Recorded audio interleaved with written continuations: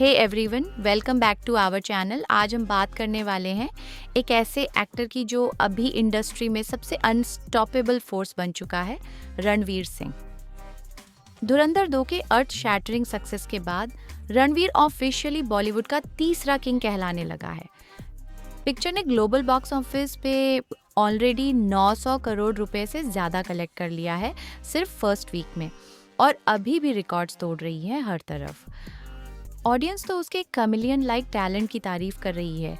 एक ही एक्टर जो अलग अलग कैरेक्टर्स में इतना परफेक्टली फिट हो जाता है, लेकिन इंडस्ट्री की तरफ से, खासकर उसके क्लोज फ्रेंड्स एलिया भाट और कारान जौहर की तरफ से रिएक्शन देखकर बहुत इंटरेस्टिंग और मेसी पावर डायनामिक सामने आ रहे हैं। रिसेंटली हमने देखा कि आलिया और कारान कैसे डेस्परेटली डायरेक्टर आदित्य धार और यामी गौतम को बटर अप कर रहे हैं धुरंधर के सक्सेस के बाद। लेकिन ये बहुत ऑड लग रहा है कि रणवीर सिंह, जो इस सक्सेस का मेजर पार्ट है और इन दोनों के एक्चुअल फ्रेंड रहे हैं सालों से, उनको अब इतना पब्लिक फॉन्डनेस नहीं दिखाया जा रहा है। क्यों? साइकोलॉजिकली ये क्लासिक बिजनेस पीओवी है। इंडस्ट्री सोर्सेज के मुताबिक अब भी रणवीर से उतना बेनिफिट नहीं मिल रहा जितना नए राइजिंग पावर आदित्य धार से मिल सकता है।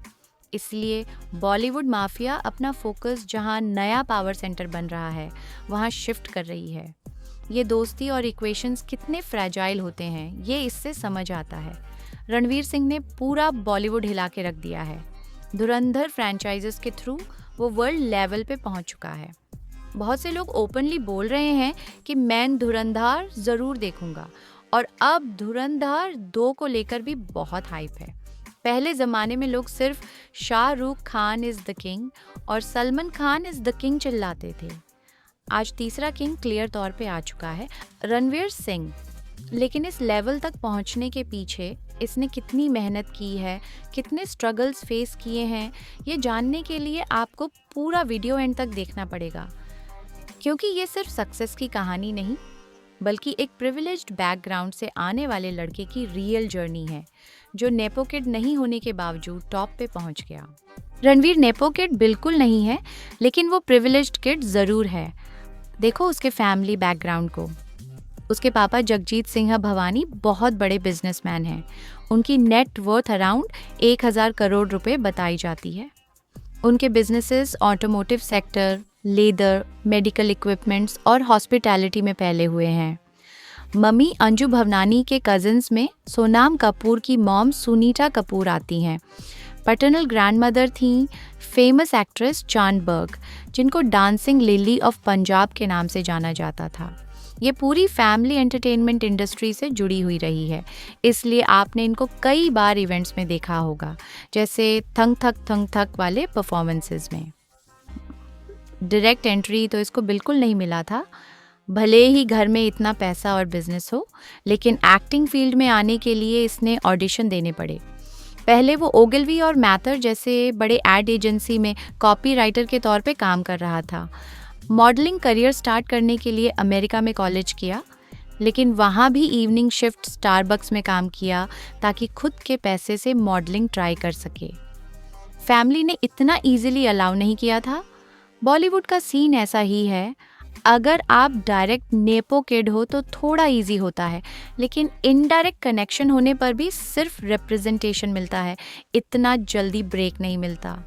इसलिए लोग प्रिविलेज किड्स को उतना वैल्यू नहीं देते। शुरुआत में रणवीर का एक तमिल सॉन्ग था, थुंगुम कल्याणम वाला, जिसमें नयनतारा और दूसरी हीरोइन थी। सॉन्ग हिट हो गया था, लेकिन पिक्चर फ्लॉप रही। हिंदी वर्जन में वही एनर्जी बैंड बाजा बारात में आई।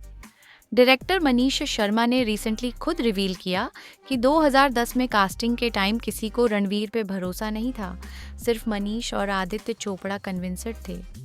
कास्टिंग डायरेक्टर शानू शर्मा और डायरेक्टर शाद अली के थ्रू उसको यश राज कैंप से थोड़ा कनेक्शन मिला था।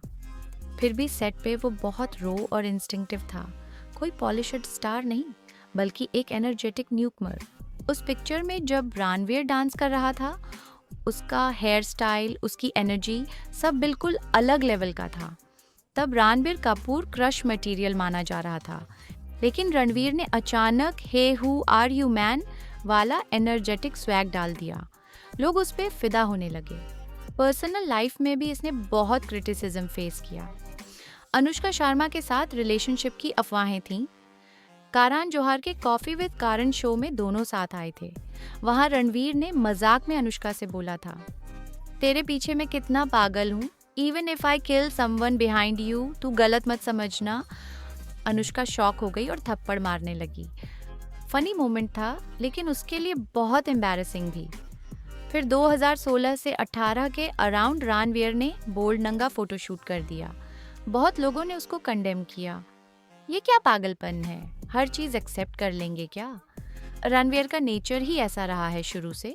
प्लेबॉय इमेज था, लेकिन उसके बाद उसका सेकंड फेज अलग था। कुछ फिल्म्स ऊपर गई, कुछ नीचे, लेकिन उसका स्टार स्टेटस हमेशा अलग रहा। किसी भी फंक्शन में वो चुप नहीं बैठता, अपने आसपास सबको खुश रखता है, एंटरटेन करता है। शादी हो या फैन मीटअप, लोग उसको स्पेशली बुक करते हैं डांस करवाने के लिए। एक प्राइवेट इवेंट में एंकर करते टाइम उसने घुटने पे बैठकर किस भी कर दिया। नॉर्मल एंकर्स को कोई नहीं देखता, लेकिन रणवीर को सब याद रखते हैं। फिर बड़ी कंट्रोवर्सी आई जब कैंटीरवा स्टेडियम में धुरंधर 1 के प्रमोशन के टाइम उसने रिएक्शन दिया। बहुत लोगों ने उसको टारगेट किया, रणवीर के सारे मूवीज बॉयकट करो, ये आदमी काम के लिए ही है, देशभक्ति नहीं समझता। रणवीर ने अपनी स्टोरी पे माफ़ी मांगी, सॉरी यार, मैं हाइपर एक्टिव हो गया था, मुझे पता नहीं था। लेकिन बहुत लोगों ने एक्सेप्ट नहीं किया। फिर भी धुरंधर 2 ने बॉक्स ऑफिस पे ज़बरदस्त कलेक्शन किया है। रणवीर अपने फ्लैम्बॉयंट और हाइपर एक्टिव पब्लिक पर्सोना के लिए फेमस है, लेकिन 2015 के एक कैंडिड इंटरव्यू में उसने कन्फेस किया कि वो पर्पसली अपना सेंसिटिव, इंटेलेक्चुअल और क्वाइट साइड हाइड करता है। हाई एनर्जी को वेपन बनाता है ताकि लोग कंफर्टेबल फील करें और उसकी असली इंटेलिजेंस से इंटिमिडेटेड ना हो। यही कमीलियन स्ट्रैटेजी उसको स्क्रीन पे अलग बनाती है, लेकिन ऑफ स्क्रीन लोग इसे कभी क्रिंज और कभी पीआर ड्रिवन बोलते हैं। फेलियर्स के टाइम जैसे 83, जयेश भाई जोरदार और सर्कस के बाद उसका पीआर नैरेटिव ऑलमोस्ट ओबिचुअरी जैसा लिखा जा रहा था। लोग उसके लाउड वार्डरोब को ब्लेम कर रहे थे सीरियसनेस की कमी के लिए। लेकिन रीसेंट स्मार्ट टैक्टिक देखो, वो कम्प्लीटली क्वाइट मोड में चला गया।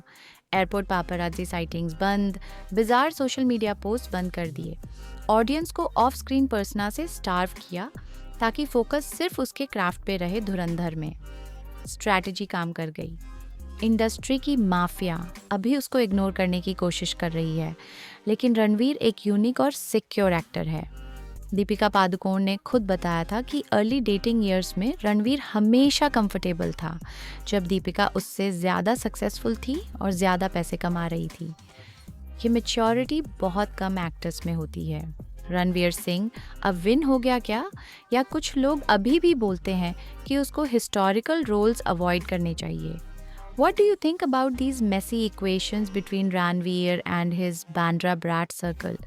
क्या उसका फ्लैम्बॉयंट पर्सोना उसका असली पार्ट है, या सिर्फ एक बहुत इफेक्टिव पीआर टूल है रेलेवेंस बनाए रखने के लिए?